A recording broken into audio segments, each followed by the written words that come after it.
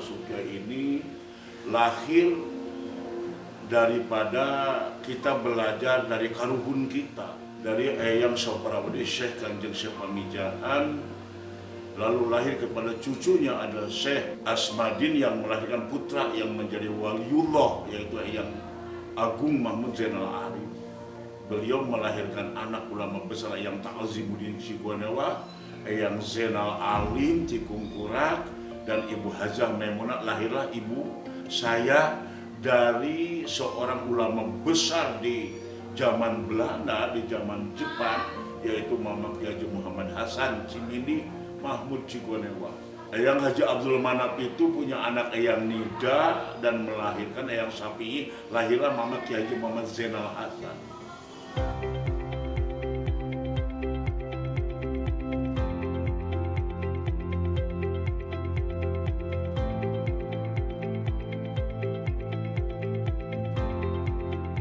Pondok pesantren saya juga ini adalah mengambil daripada wasiat dan amanah dan yang diharapkan oleh Karuhun Cikahyangan.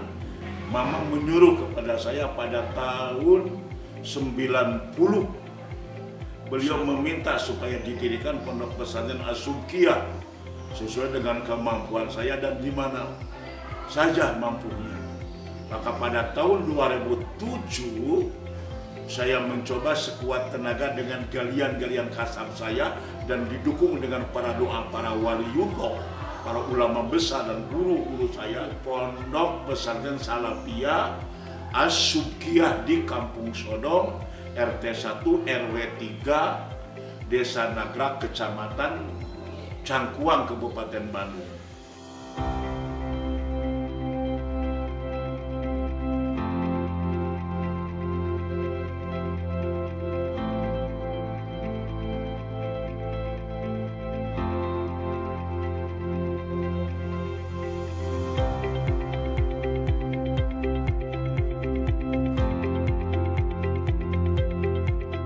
Pendekatan terhadap masyarakat, kami tidak membangun pondok dengan serta-merta, tetapi menampung aspirasi masyarakat dan kehendak masyarakat dan mengikuti arah dan zaman masyarakat atau kultural masyarakat.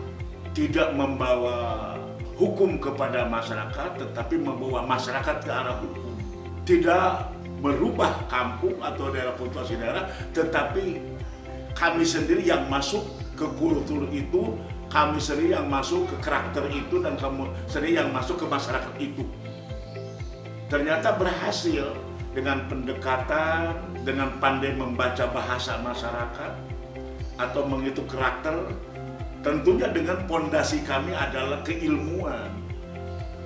Jadi tidak masukkan ilmu dipaksakan kepada mereka, tetapi membawa merekanya, mengarahkan merekanya.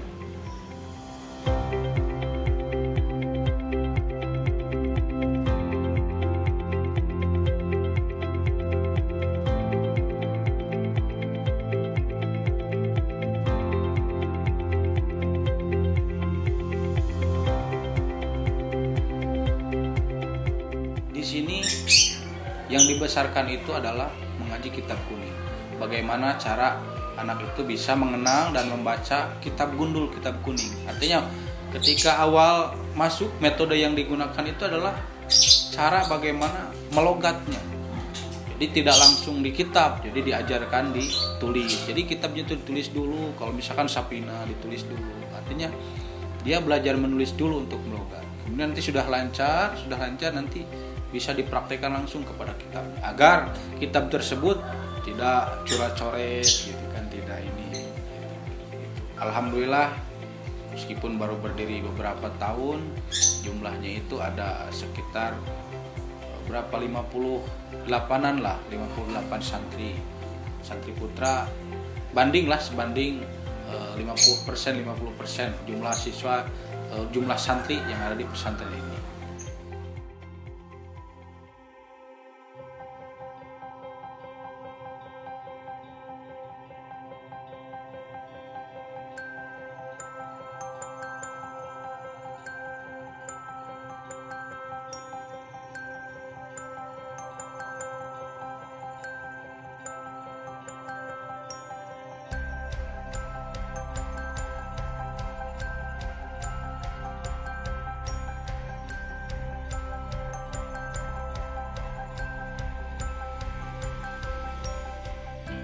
saya terhadap selama pesantren di sini, waktu pertama saya pesantren ibaratkan putri malu.